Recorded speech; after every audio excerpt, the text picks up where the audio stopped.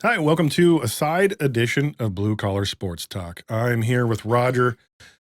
I know Roger, you guys don't know Roger. We all have our teams, and we're just going to try to get you folks acquainted with who we are. So, my first question for you, Roger, is how in the heck you're stuck in the middle of the United States and you became an Atlanta Braves, Atlanta Hawks, and Atlanta Falcons? How come you're not a Georgia Bulldog fan? Well, we had a college football team called the Nebraska Cornhuskers Oh, at one time. yeah. But no, growing up as a kid, I watched football, and of course, we watched Minnesota Vikings, Detroit Lions. Being here in the Midwest,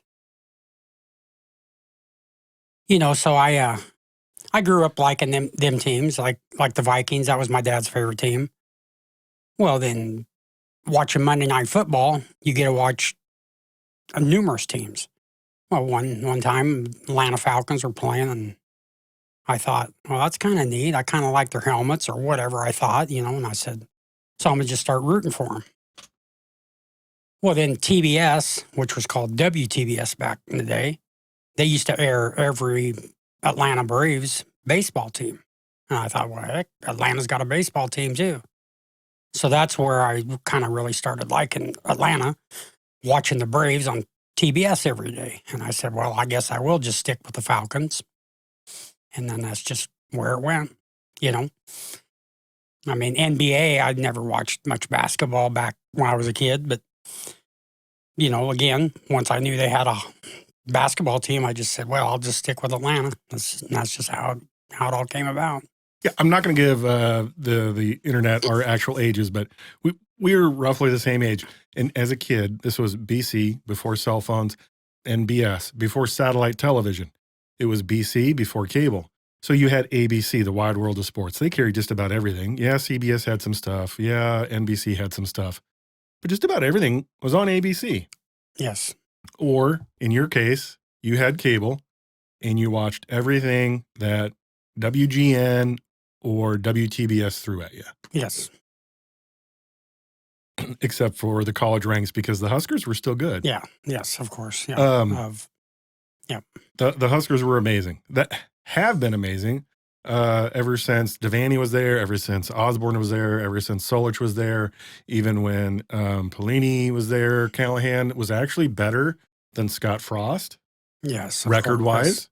So yeah, he went 2 for 2, or 2 and 2. I guess he went to 2 bowl games. So when we were kids, do you think ABC, CBS, NBC had as much power as, let's say, a Dish Network now? I mean, just recently, Dish decided that they were going to black out all of ESPN games, all of Disney programming, because they were in a contract dispute over money. So if we had satellite TV back when you were a kid, do you think you would have had a different team? I don't know. I guess that's a good question. Like I said, I mean, you would watch football on Sundays, and of course, like you said, this is even before Fox. You had your ABC. I'm not even sure what program picked up football games on Sunday. CBS. CBS. Okay, so we watched football back then. And they were regional coverage. So like I said, a lot of times it was the Vikings or the Cowboys. And then that's just kind of the teams you root for, because that's what you were watching. Well, everybody loved Monday Night Football. Monday Night Football was huge back then. And it was great. During halftime of Monday Night Football, they would show you highlights of all these other teams. And these are teams that you'd never seen. You never saw the Dolphins or the San Diego Chargers or, whatever. And then, like I said, I'm just sitting there watching it, and I want to see something cool, or I want to see the best catches or the hardest hits or whatever. And then I'm watching football and Monday Night Football, and they show highlights of the Atlanta Falcons, and it might have even been Billy White Shoes Johnson. That was just, he was your hot dog back then. He did the little chicken dance, or between the legs spike in the end zone, and you watch that and you're like, man, that is cool. And then you're just like, okay, I guess I'm going to root for that guy from now on. So Yeah, Monday Night Yeah. Football halftime was almost like, it was your Chris Berman your sports centers. 7-minute segment of every team. They'd show 20 seconds of highlights, you know? Yeah. There's one constant in life, and that's change. And it continues to happen. It continues to happen. But the more it changes, the more it stays the same. Back then, it was still about money. Now it's still about money. But it's now a world market. It's not a local market. It's not a United States market. NFL Europe, or the NFL tried teams in Europe. They had the whole NFL Europe. Now we're going back every year and we're playing there. NBA is trying that now too. They're playing all over the world in preseason. It's just a different time that allows. This current time is just a different time from when we grew up, because the world has instant messaging, instant information can be exchanged, where before it was, well, we have to wait for Monday Night Football at halftime to see what happened. We have to wait for the paper to come out. I don't even know if very many people get the paper anymore. Yeah. Everybody that I know gets their news on their phone. It's kind of funny saying that, because it's also interesting that you can have such a huge business, but it's still a sport that makes so much money, that captures everybody's attention. And I don't care if it's football, basketball, and for Nebraskans, volleyball as well, that gets covered by so many different segments of the media, but yet they rely on our money too somehow, and it's all intertwined, and we all love it. Yeah. And when it ain't enough money, then they come up with this pay-per-view. You got to pay extra money to Yeah. watch something. Or plus, hey, Yeah. you already got us on satellite or cable, but we want you to get more, so subscribe to our plus. Sitting here talking with Roger, trying to figure out how we get to our teams, and he'd mentioned he watched all this stuff on Monday Night Football. Growing up, I didn't necessarily always get to catch games, and sometimes I was just stuck with listening to stuff on the radio. Once the sun goes down, AM radio changes here in the Midwest. In Nebraska, you can actually start picking up stuff from Denver. Like, let's say Denver plays a night game, the Broncos play a night game, and I'm scrolling across the AM dial, and all of a sudden I hear Kenny Stabler dropping back when he's like 103, and but that's how we get attached to our sports. It's who you listen to. It's what's around you. And Nebraska doesn't have a pro sports team in football. Anyway, moving on that. That's how I got hooked on Broncos. And then I lived in Denver shortly. One of my sisters was a Cowboys fan, so I was a little kid, and she always like, "Oh, Cowboys run, let's watch Cowboys." So, they were fun to watch. They did that little thing when right before they set, all the linemen kind of stood up. Landry was a class act, always in a suit and tie. They had Roger Staubach. They had one of the only players that I ever knew that played quarterback and punter, so that was fun to watch. Tony Dorsett, all these fun players, and honestly, if my sister wouldn't have been a Cowboys fan, I don't know if I would have joined my favorite teams, Broncos and Cowboys together. And then I also lived in Minneapolis briefly, so you have to be a Vikings fan. I mean, you don't have to, but part of that was also for me.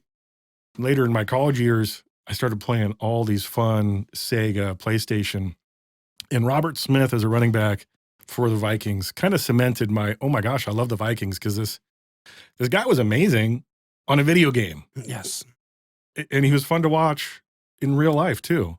So I don't know if any influence like that has crossed into how you became that, but I mean, it's similar. It wasn't necessarily what was on TBS or WGN, but it was what I played on video games, but also what I caught on AM radio as a kid. Yeah. And that's kind of where we got. But also being a UNL grad for one of the premier volleyball schools in the country, it is just so fun to have that. And it makes me a little sad when I see all these other teams we travel to and they have maybe 1,000 people in the stands. Yeah. and we can pack our arenas here in Lincoln and Omaha, 4,000, 8,000, whatever fans. But it's fun. Roger, Yeah. any other thing you want to talk about here on this little get to know us segment? Yeah, no, I guess I can't think of anything right off the top of my head. I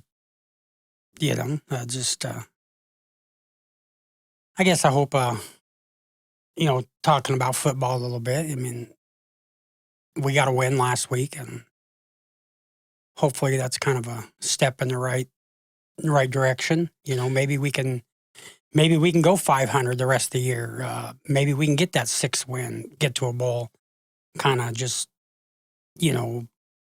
enlighten people's just, I don't know, positivity towards our football team. I know my outlook Yeah. has been really jaded.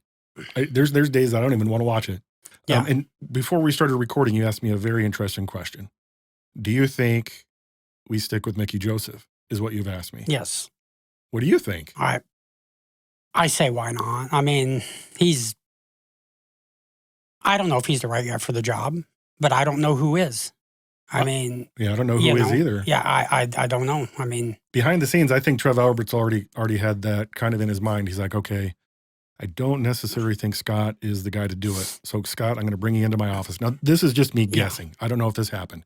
He sat him down and he's like, I need you to bring Mickey Joseph on board because I've already talked to him and he's going to come. I've already talked to Whipple. It's not official, but we're going to bring him on board. And if you can't win with those guys, you're going to be gone, Scott.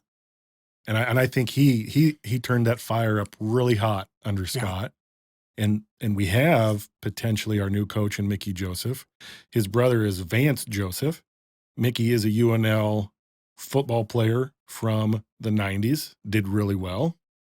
Whipple has been around for a while and coached a lot of great players and has done a lot. And I think in Trev Albert's mind that he brought him in going, Scott, if you don't get it done, I've got my next ones up.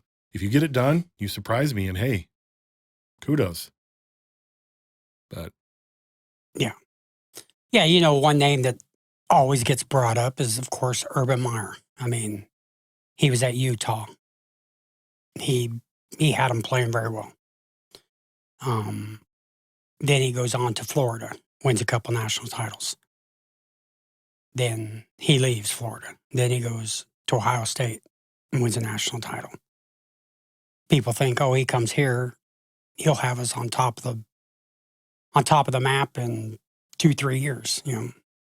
Maybe, but it doesn't always happen that way. No, it don't. And like I said, I don't know. I've said it before. Bo Schembechler, I think it was Bo Schembechler, won a national title, and then they brought him on to coach OU one year, and they ran him out of town. Are you thinking Howard Schellenberger? There we go. I said it wrong. Yeah. Bo Schembechler, I'm pretty sure he was Michigan through and through. He was. I got the names mixed up. Yeah. Nope. Yeah, when you said that's the first thing I thought of was Howard Schellenberger. Yeah. Yeah, you can be on top of the world. You go to someplace else. For instance, when Urban Meyer was in Florida. I think Howard Schellenberger was that Miami Hurricanes coach, right? Yeah. Okay. I thought you said Michigan. No. So you're getting, okay. What I was trying to say was someone who was in the national spotlight as a great coach.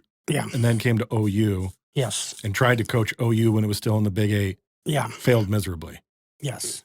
Yes, I remember Howard Schellenberger coming from the Miami Hurricanes after beating us in '83. Mm-hmm. And then he went to Oklahoma. And I know it was short-lived. I don't know if it was 1 year or 2 years, what it was. But, yeah. So. Yeah, it's crazy. I have a relative that moved from the Midwest out to Ohio. She's still a huge Husker fan. Her kids do their own thing, and things change. At one time, her youngest son was a Cincinnati Bengals fan, but when you watch a team lose all the time, it's tough to be a fan. And then he switched to being a Saints fan because of what their quarterback did, They win a Super Bowl.